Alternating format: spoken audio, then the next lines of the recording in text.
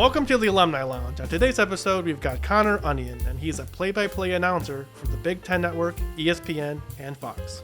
Hey guys, I'm Connor Onion. I'm LT class of 2013, and I'm a play-by-play announcer for Big Ten Network, ESPN, and Fox.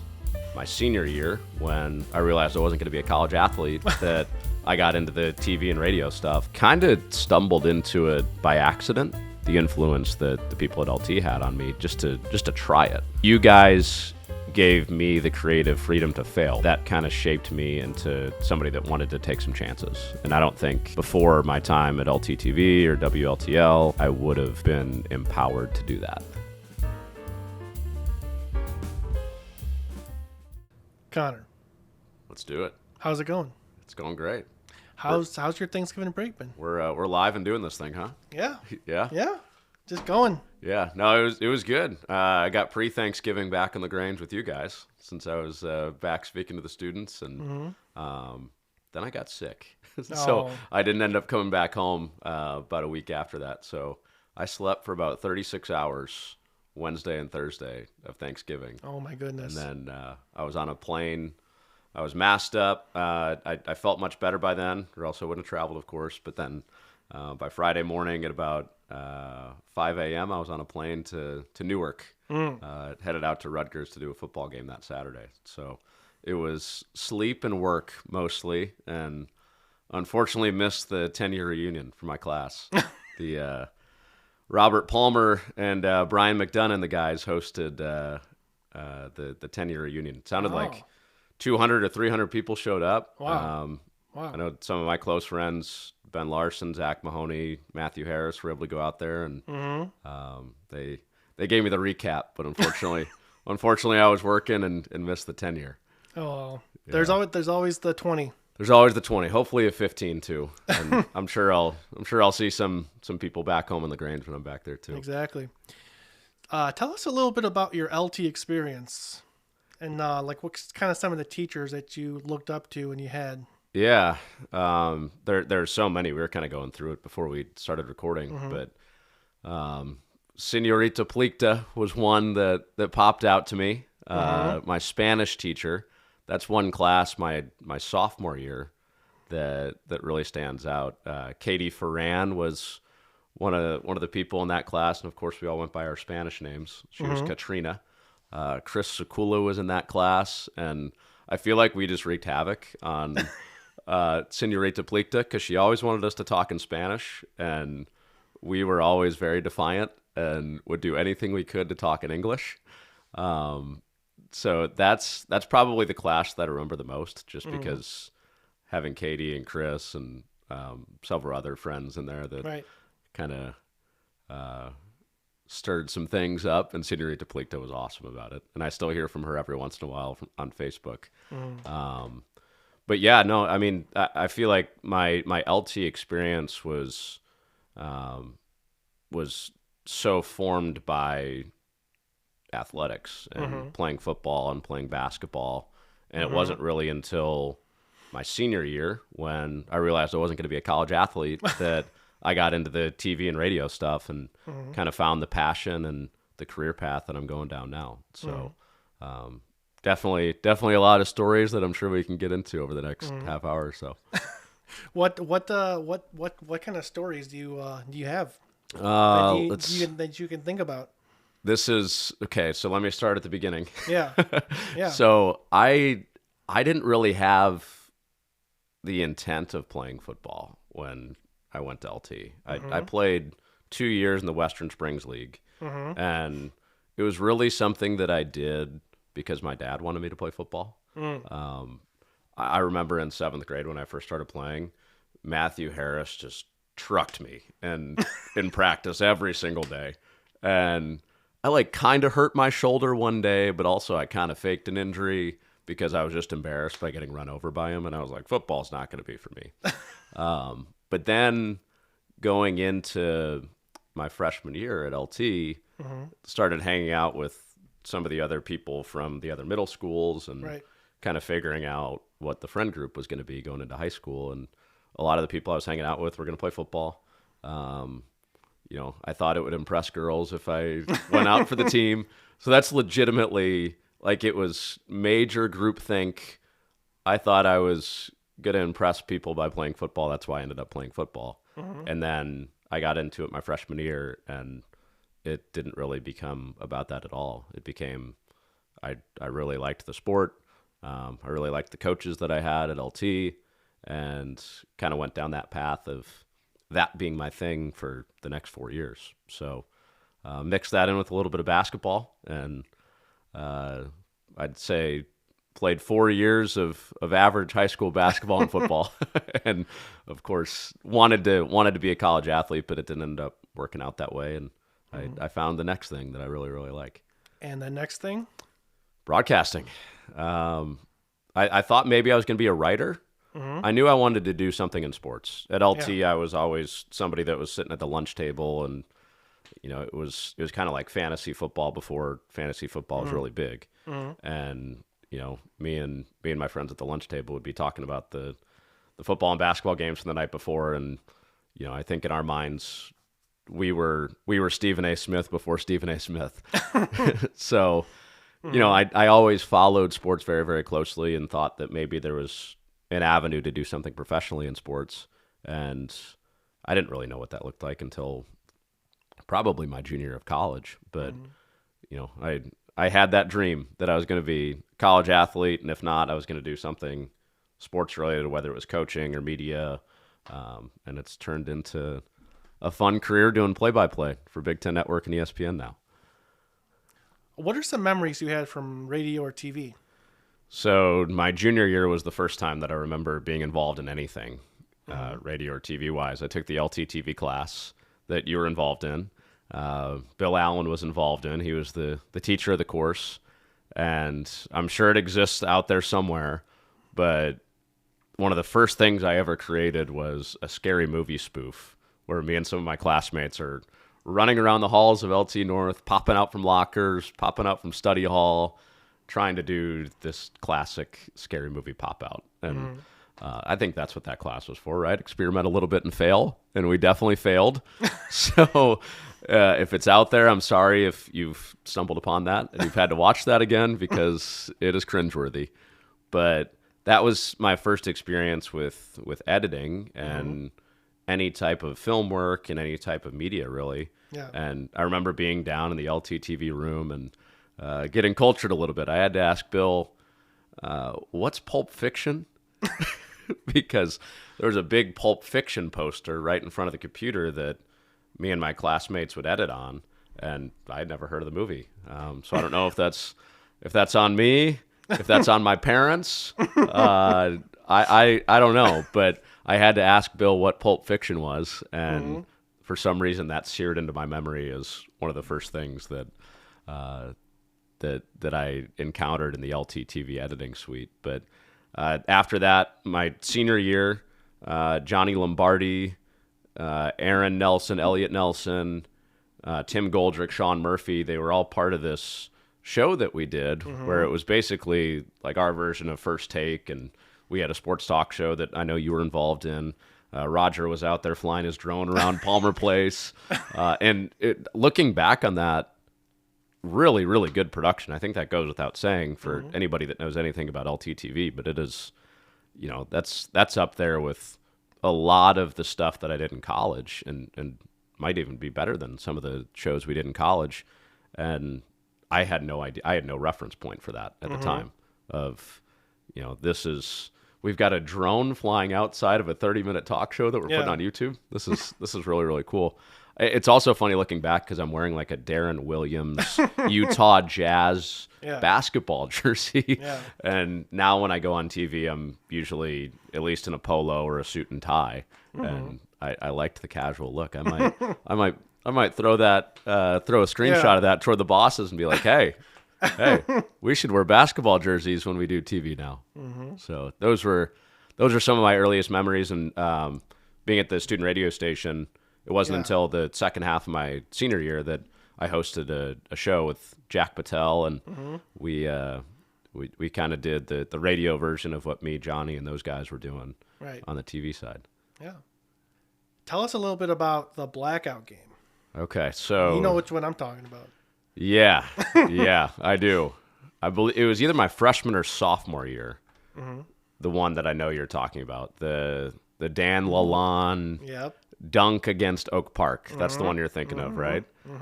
So I was in the crowd for that game. I remember almost exactly where I was sitting. I'm not good with directions. I believe it's like the west side of the gym because the train tracks would be north. Yeah. So student section side, TV booth side. And I remember the exact angle I had. I was kind of down on the baseline opposite of the Oak Park bench, and then Lalonde had the steal and went down the other way, slammed it at the buzzer, and then everybody rushes the floor. And I was one of the students that rushed the floor. But the thing that I will always remember about that's kind of like the core memory of that, is Johnny Lombardi and Sean Murphy's call of that moment. The, oh my goodness, oh my God.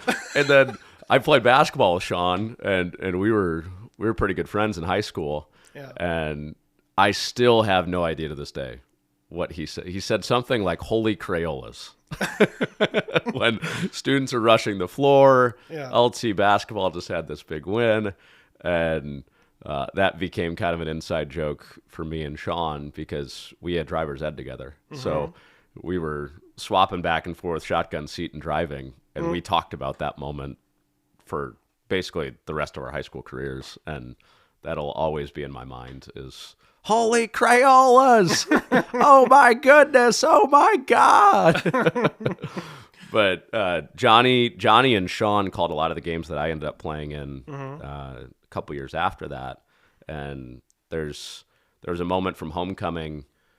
It must have been my senior year. I know Sean was on the call. Johnny, I think, had moved on to LSU by that point, and I had a tough junior year, hurt my elbow really bad, dislocated it, lost my starting job, which was something that was really hard, and I was really happy. One of my good friends, Zach Mahoney, ended up being the quarterback, but it was honestly a difficult time. Like that was one of the harder parts of my high school experience, just because I had poured so much into it. But then senior year, I switched positions to safety, and not a position I'd ever played before. Was a little bit down on myself because I wanted to be the quarterback. Zach won that spot, and was kind of in a position where I was uncomfortable and hurt my elbow the year before, hurt my shoulder in preseason my senior year. So most of my senior year, I was playing with what I later found out was a torn labrum.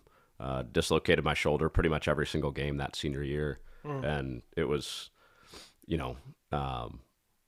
was a tough time. I was a little bit down on myself, but homecoming game, picked up a fumble, ran it back for a touchdown. One of the highlights of that season, and I remember Sean was on the call of that, and he said something about how I was an emotional leader of the team and all that, which was very nice of him. And that was something that, me and my family looked back at for years after that, because the clip still existed on High School Cube. And we could kind of have that memory of, one of the good moments, even though it was, I wouldn't it's probably too dramatic for me to say, like it was a dark 2-year stretch, but I was, I was really kind of searching for myself and who I was in that time. And I had a difficult time within the passion that I had, which was football. And Sean and his call were kind of a light within that time where I was kind of searching. Yeah. See, now I have to have Sean Murphy on. Now you do. Yeah. Please do. Please ask him about that. And Holy Crayolas. Where did you go to college? So I went to Ball State and kind of stumbled into it by accident. We were just talking about the fact that I played football and basketball. And once my senior year of basketball ended, and I was not a good high school basketball player. I think I was like the 9th or 10th man on the bench. But I think what my coaches and what my teammates would probably tell you if they were sitting here would be that I worked really, really hard at it. I don't want to say I was the hardest worker or anything like that, but me not going on and playing in college was not for lack of effort. It was probably, partially physically and genetically and, some other factors too. But I had a really difficult time giving up on like my athlete identity as soon as my senior season ended. So I kept training for basketball. I told myself, like, I need this purpose. Like, I need to still feel like I'm an athlete. So that spring, the entire summer leading into my freshman year of college, I was working out as if I was going to be a walk-on somewhere and play basketball. Right. And I knew at that point, like we talked about before, I knew that maybe there was a career in media or a major in media that I would pursue. So I looked at Syracuse, which is known as a big media school with the Newhouse program. I looked at Missouri, which of course has a great J school. I looked at Indiana. My sister went there, so I was pretty familiar with it and had taken several visits down there. And then Ball State was a place that one of my mom's coworkers recommended as kind of an under-the-radar journalism telecommunications program. Yeah. So I thought, you know what? That's probably my best shot to go media and maybe to walk on and be an athlete. So I kind of blended those two ideas, kept training for basketball. I also walked into the coach's office at Ball State for football, and I was wearing 6 pairs of socks because, like I said, genetically, I wasn't blessed with 6'6" height. And the knock was whenever I talked to usually like Division III coaches was, well, you're not very tall. So I put 6 pairs of socks on. I put lifts in my shoe, and I walked into the head football coach's office at Ball State. Like it made any difference that I was maybe a half an inch taller. But I thought, I got him. They're going to think I'm 6'2", 6'3". So that was a brief conversation. They were nice enough to take the time, talk to me. Yeah. Basically said, send us your tape, and we'll see if we want you. They didn't want me. Kept training for basketball. Ended up saying, I'm going to go to Ball State. I'm going to pursue this, try to be a walk-on for the basketball team. They gave me a walk-on tryout date and also pursue a telecommunications degree. And I went to orientation that summer going into my freshman year, played some pickup basketball. I think some of the other people that were going to try out for the team were in the gym with me. I was bringing the ball up the court. I got stripped like 3 possessions in a row for fast break layups. I was like, hey, you know what? I think college basketball might not be for me. And I also had so much fun socially when I went away for orientation, where I just decided at that point, I'm going to give up on the basketball thing. Right. I'm fine just being a college student and having fun and, pursuing whatever is next for me. Because I'm not going to the NBA. I'm not going to the NFL. I'm probably not even going to get a conversation about being a walk-on for the football team. So away we went. And off to Muncie we went for my freshman year of college. And at Ball State, what kind of things did you start announcing off the bat, or how'd that go? Yeah, it took a little while for me to do any sort of play-by-play, which is my main gig and my main passion now. I kind of parlayed the talk show stuff that I did with you guys at LTTV and at the radio station with Mr. T and with Jack Patel, and tried out for a radio talk show my first year. And it just so happened that a couple weeks before the football season, there was an opening to host the pregame show for the student station for football season and just do the home games and stuff like that. So tried out for that maybe my first or second week of college, ended up getting it. And I woke up that next morning after getting that gig just like on cloud 9. And I think that was probably a pivotal point in shaping what I ended up doing, because like I was just so happy that I got to talk sports and that as a freshman I was going to be on the air. And I ended up hosting that show with a guy named Peter Hoffman, who interestingly enough actually works in Capitol Hill now. He works in politics, and looking back on it, it makes a lot of sense. Mm-hmm.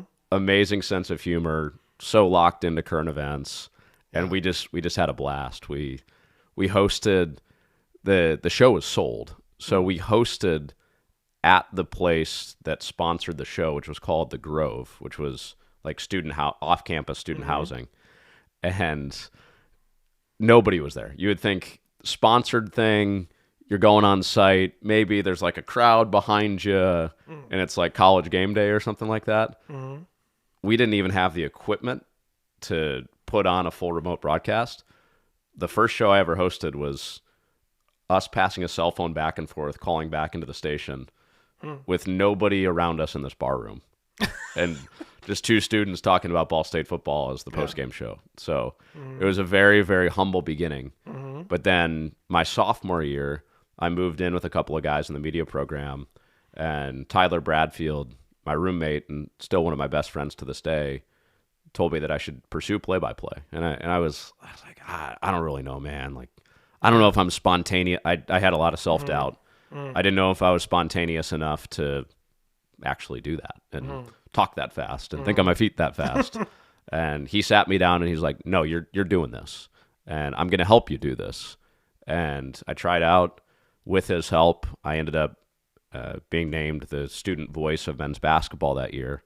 And it was kind of, I don't know, the rest is history, I guess, because as passionate as I was about that first opportunity to host a show my freshman year and waking up on cloud nine, getting to do that, it was like a double adrenaline rush being able to sit courtside and call college basketball and do play-by-play. That's pretty awesome. Yeah. How did that transition to what you do now? Well, I still feel like Tyler's influence is with me every single day that I do my job. So I went on to graduate, go into the minor league baseball space. I was one of the announcers. I was the number 2 announcer as a play-by-play voice for the Quad Cities River Bandits, which was the single A affiliate of the Houston Astros. So it was really cool because a lot of the guys that just got drafted or are coming out of college that were a lot like me, they were pretty much my age. We were all starting together professionally, and I got to call those games to start. And then I went to Southern Illinois University, did 5 years there doing their ESPN Plus events, and that ended up leading me to Big Ten Network doing play-by-play, and then ESPN doing play-by-play as well. So none of those things would have happened if I didn't have that conversation with my roommate Tyler, where he said, "You're doing this." I could be, maybe I would be doing a job that made a little bit more money straight out of school and didn't force me to move all around the country. But I'm so happy that happened. But none of it happens without that conversation. Are there any memories that stick out from games you've announced like lately? Yeah, I think the two that really stand out this year are Nebraska volleyball hosted a match outdoors at their football stadium and set the world record for attendance for a women's sporting event ever. 92,003 fans. Wow. And it was kind of like the Winter Classic for hockey, where you have hockey in the middle of, whether it's Fenway Park or Wrigley Field or a football stadium, but for volleyball. And Nebraska loves volleyball. And it was really surreal. And, I've been asked about it several times since, and I still feel like I'm kind of grappling with the magnitude of the crowd and the growth of the sport and just being in it. And maybe it's been because I've been doing a lot of different events since then that I haven't really been able to sit down and just think about what it all meant. But that was one of those career moments where it's going to be really hard to top because of the crowd, because of the show that Nebraska athletics put on with a drone show and fireworks and the crowd that they brought and a concert after, and the viewership. There were over 500,000 people watching the broadcast, and Magic Johnson and Pat McAfee and Caitlin Clark are all chiming in on social media saying that they're watching. And the other one is I was at Michigan State for a preseason game where I got to work with Bill Raftery, who is one of the longtime voices of the NCAA men's basketball Final Four. Somebody I grew up watching. Wow. It's funny because one of his big catchphrases involves my last name. It's one of his big calls and a big moment if somebody hits a big shot is onions.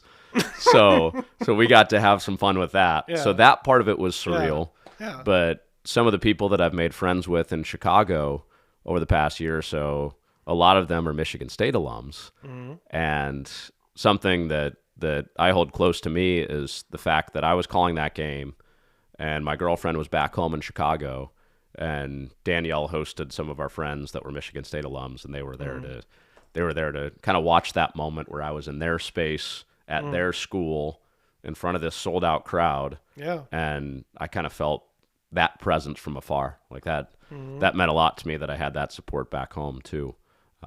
And the year before that, something similar at Purdue, being a Ball State alum.